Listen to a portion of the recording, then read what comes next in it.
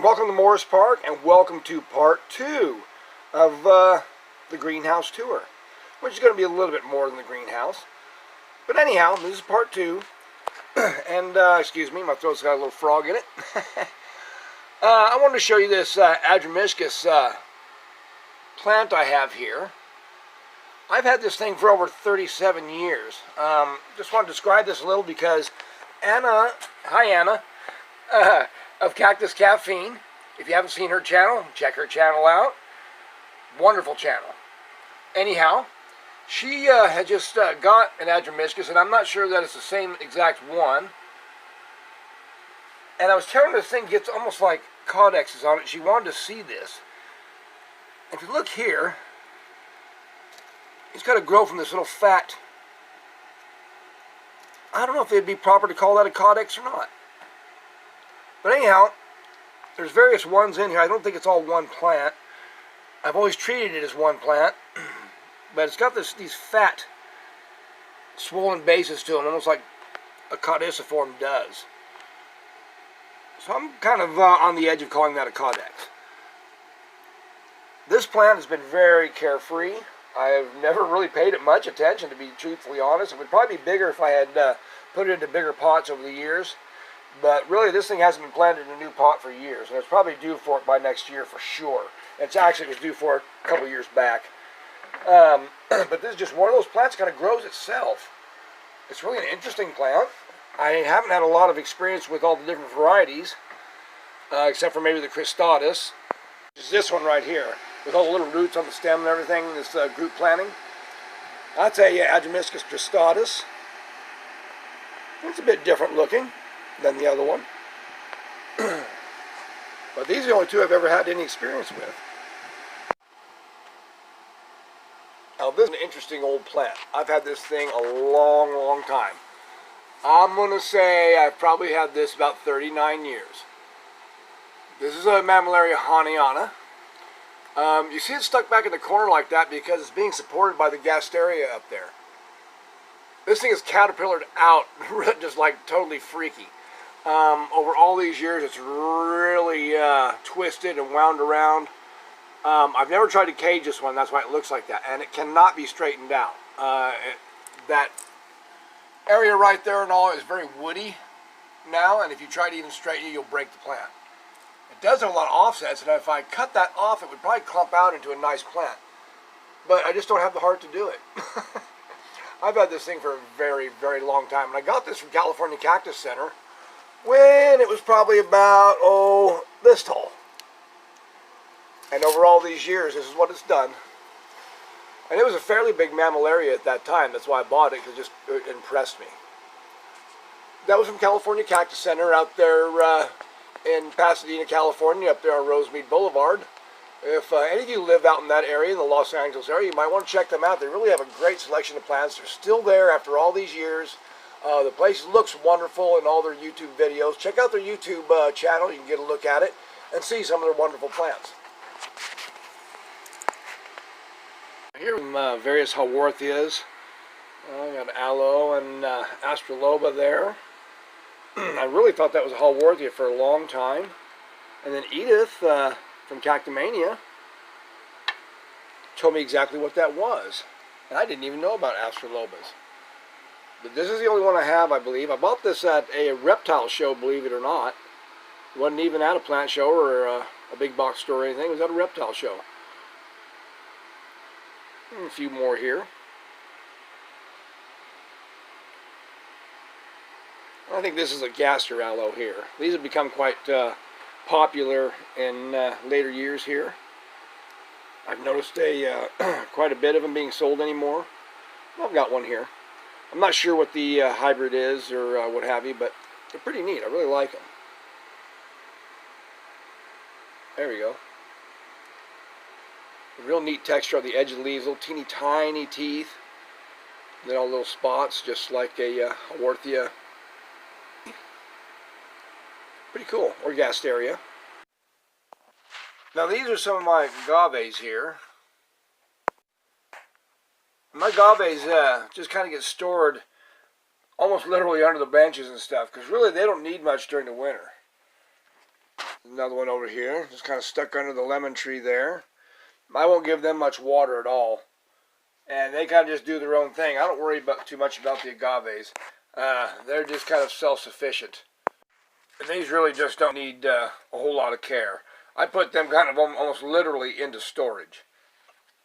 And they'll just be in these little corners and stuff, kind of out of the way, under benches and things like that. Agaves are real easy to take care of during the winter. My aloes are usually pretty easy to take care of also. I usually don't have too many problems with them. I just kind of let them go dry. This is the aloe snowstorm that I got from Anna of Cactus Caffeine. It's doing very well. So thank you, Anna. Appreciate this little gem here. And this is kind of a little bowl collection of them I kind of grouped together. There's Christmas Sleigh. This is an unknown one I got from my friend and co-worker, Mr. Matt Talley. Thanks, Matt. Appreciate this little aloe. It's been a real nice one. I'm sure it's one of the many hybrids that are out there now. And then there is Aloe Firecracker and Aloe Purple People Eater. There's just a few of them. One I have is kind of drying up right now. I think this is a Gaster Aloe, I think is what this is. It's kind of a nice one. I forget the name of this one. I believe Lynn out there knows this one. I think she has one of these. Lynn of Desert Plants of Avalon, so she might be able to tell me. Nice one though.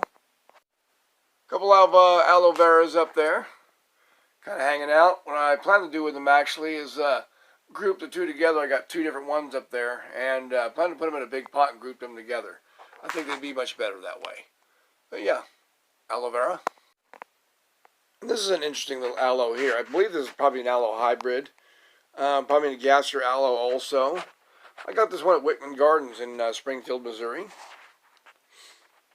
I think it's going to need a little bit of replanting by next year. And it's kind of drying down also right now.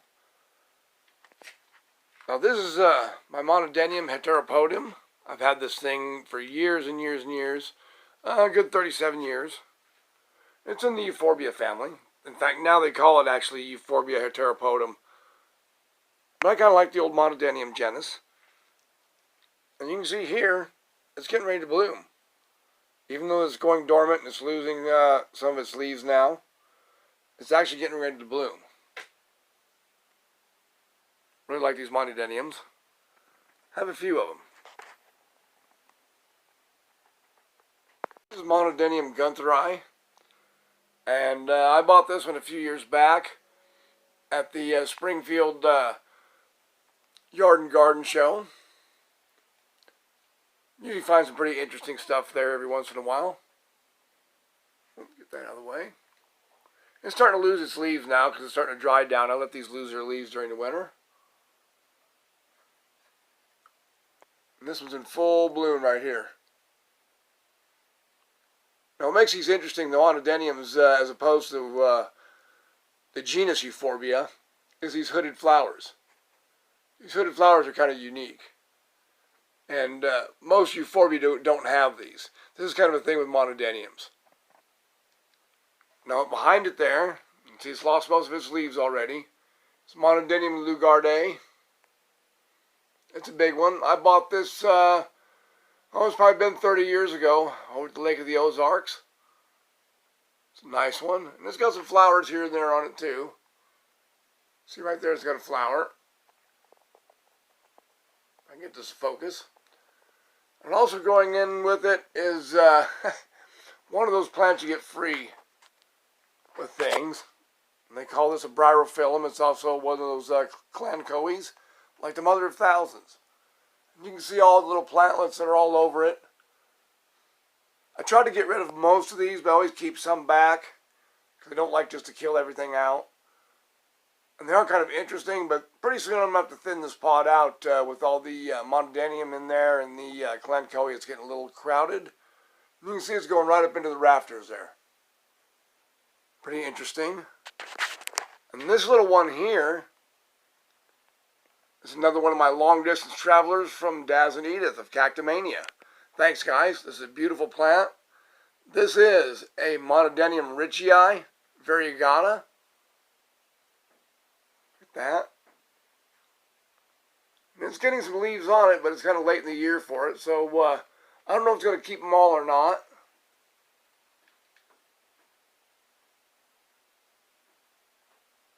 Nice little plant. And it won't take long. In several years, it'll be just like all the rest of these monodeniums, just caterpillaring all over the place.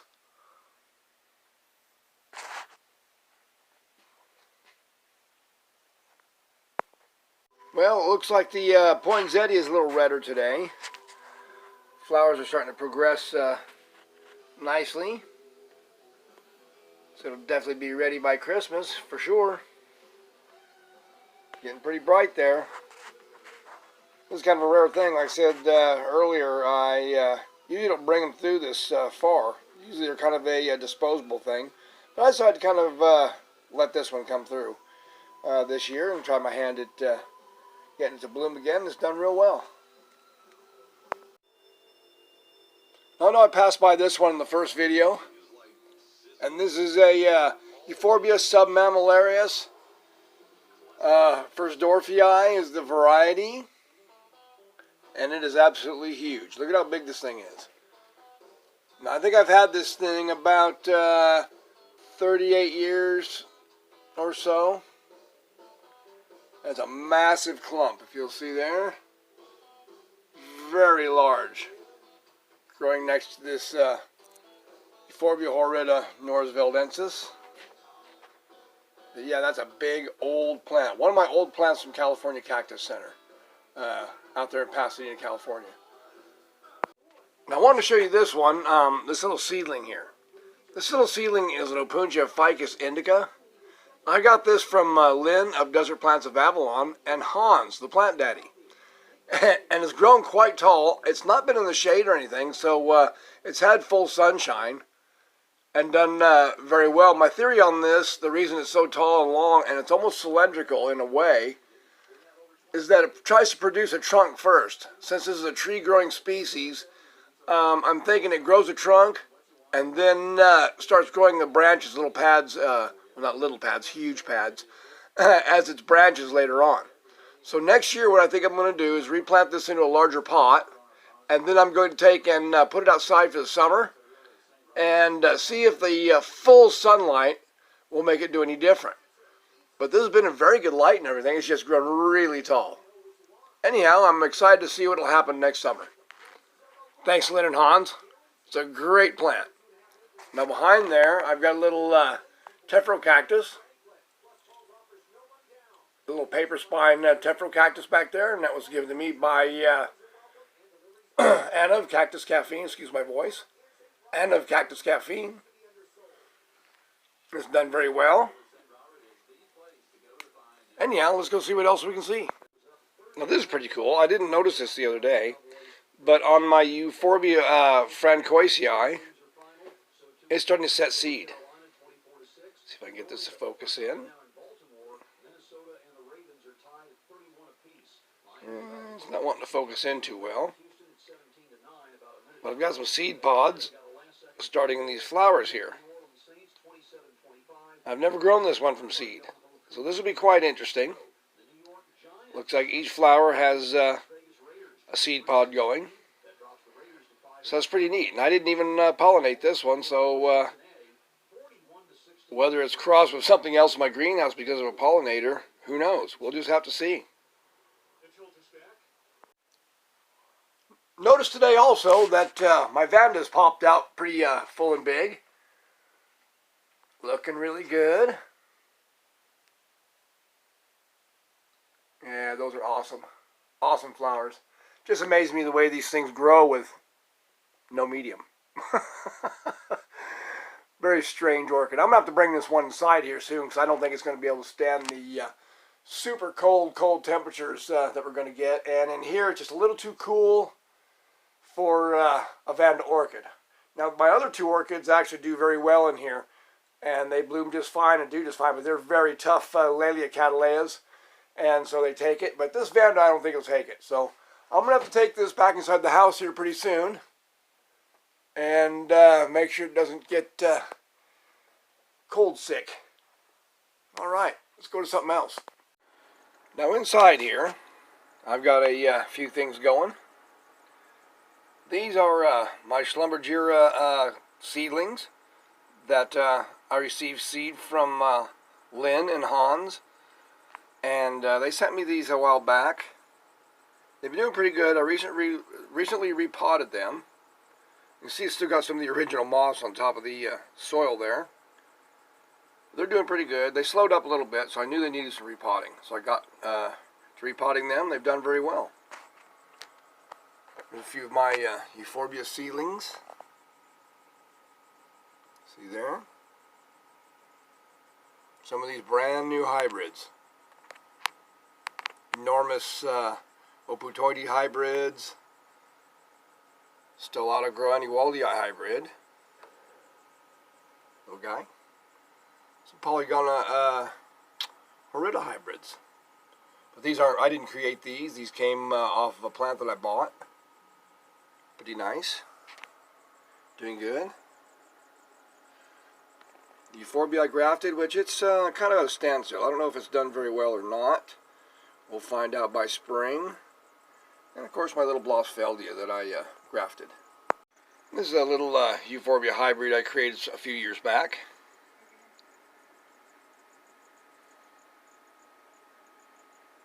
Nice. I've got a few Tillandsias in here. My little Tillandsia ball. They're actually kind of all stuck into some moss in a glass woven ball there. I've had that for a few years. They're doing pretty good. These are also some of my Euphorbia seedlings. The big one in the middle, of course, is actually not. Now, the little guys over here that are underneath it, I'm going to have to transplant all this. I plan on breaking all this up and replanting the seedlings in their own pot and the cutting. The cutting is actually Euphorbia pulvinata. I had a piece just break off while I had it in the house, and so I just stuck it in there, and it just rooted right away. Had no problems. But the little seedlings over here are special hybrid seedlings that I put together. These are a Polygona Seriformis hybrid. They're kind of squat little guys. Not too big. A little short stature, which is kind of unusual because Seriformis is such a tall, skinny plant. And the hybrid I just showed you a second ago, that was Seriformis horrida hybrid, and you can see how narrow and tall that one was. But these are real squat and short. It'll be interesting to see how they grow in the next few years. And the ones over here with the pulvinata are actually a horrida polygona hybrid, which these are pretty common out there these days. A lot of people hybridize these two because they're so similar. And you can even see some of the white starting on some of them from the polygona influence there. But yeah, they're doing pretty good. I really didn't get into the rust on these particular ones. My cactus seedlings suffered the very worst as far as rust and everything. And so I'm going to have to do a whole redo and restart some cactus seedlings here really soon. After we get all kinds of other things done. It's been very busy lately. Had some few little health issues, and then had some vehicle issues. I had to get up inside my truck yesterday and fix some of that. And I'm not a mechanic, but got it fixed, and it's working good now. But anyway, yeah, these are some of my hybrids here. And I got one more thing to show you. Now, most of these plants in here I got from Daz and Edith of Cactomania. If you haven't seen Daz's channel there, you really want to go check it out. Besides all the great plants he's got, he's a Haworthia expert. If you really like Haworthias, I'll tell you what, he's got all the information about them and all these different varieties that are so interesting to see. And ones he's created himself also, kind of like I do with my Euphorbias. He's got brand new plants that are his very own. You might want to check that out. And Edith, she lives over in Singapore, and I'll tell you what, she can take you on some tours that are unreal. Nursery tours, botanical gardens. The nurseries and botanical gardens over there are just so different from what we have here, and just so great. They put so much time into their plants, and that it really shows it of how healthy they are and so forth. But a lot of these plants here covered 3 continents to get here. They're real well traveled, just like the ones I got in the greenhouse. Now there's only one imposter in this grouping. And I say imposter because it's actually not from Daz and Edith at all. And that's this one here. And this is a Euphorbia Handiances. The only reason it's in there is because about the time I got these plants, I had a little branch break off of mine when I was moving plants around out in the greenhouse, and so I just decided to put it in here, and it's done real well. It's growing real good, as you can see. A lot of these are blooming.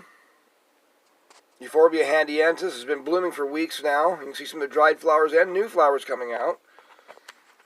This Monodenium here, I've got it up here on this little makeshift bamboo trellis. But it's got flowers. You can see these flowers. Flower coming on the little branch there, and it's really grown quite a bit. It's really stretched out. That's why I had to put it on this little trellis, because it was just rambling everywhere. It's kind of a vining type of monodenium. Not really like the caterpillaring ones. More of a little vine. It's very unusual, very cool. Something I never could have got here. Just so great. And this one here is a Euphorbia platyclada, and it's actually been blooming for a while too, off and on. There's a remnant of a tiny flower there that's right off this little branch. Can't get quite focused. But I still got a remnant of a flower there that just bloomed. And I expect it actually to do some more. It's getting some new growth on the ends, so it's done well. And this little gem here in the corner is from Catherine of Purple and Thorns. And I'll tell you what, there's another channel you need to see. Has all kinds of flowers. She's like the gymno queen of flowers there. She's got all kinds of gymnoclysiums. And she sent me one of hers with Daz and Edith's shipment. Very awesome. Very awesome. The plant has done very well. I'm now wondering what to do, if I should take it outside and let it cool in the greenhouse, or keep it inside for the winter and let it take its first winter inside. Haven't decided quite yet. But I'm going to have to decide pretty soon as things are going to be getting cooler. Little Moliensis back there, Tephrocarpus Moliensis. But yeah, they've all done really well. And just so healthy. A little variegated gymno there. Looking really, really good. Look at all the colors in that. Just so great. Now I'd like to take time right now to thank a few people for enriching my collections. I'll start with my closest neighbor first, Anna of Cactus Caffeine. If you haven't seen her channel, go to this channel. It is a very awesome channel. She does so great with flowering her cactus out. I've learned a bit from her as far as getting things to bloom. You really need to check her channel out. It's a really great channel. Check out Anna's channel, and she may be able to get you a little tip on a great cup of coffee there too, as she loves her coffee. And so I just want to say thank you to Anna. She sent me plants and seeds and so forth, and I really appreciate the enrichment of my collection. I'd also like to thank Daz and Edith here for sending me all these great plants such a long distance, and how well they've just done. Thank you, Daz. Thank you, Edith. I really appreciate everything here. And I'd like to thank Lynn and Hans. They've also enriched my collection. I'd like to thank them for everything they've sent me as far as seeds and so forth. It's been great. I really have loved it. Thanks, Lynn and Hans. I really appreciate it. You need to go check out Lynn and Hans' channel also. The tours, the plants, the knowledge. The knowledge is unreal. And that's Lynn of Desert Plants of Avalon and Hans, the Plant Daddy. So check them on out. They have a lot of knowledge to share with you, and it'll really help you out in your growing of cactus and succulents. Thank you, folks. I'd like to thank all my viewers and so forth, too, that have been supporting me. I really, really appreciate this. This is Clyde Morris from Morris Park. I hope you all have a wonderful day, and I hope you enjoyed these tours. I'm really sorry, as I say, I haven't got these out a little sooner, but have had a lot of things going on. A little bit of carving and stuff out in my shop, too, because I'm getting ready for Christmas and so forth. Anyways, thank you very much for watching. Hope you enjoyed it. Take care.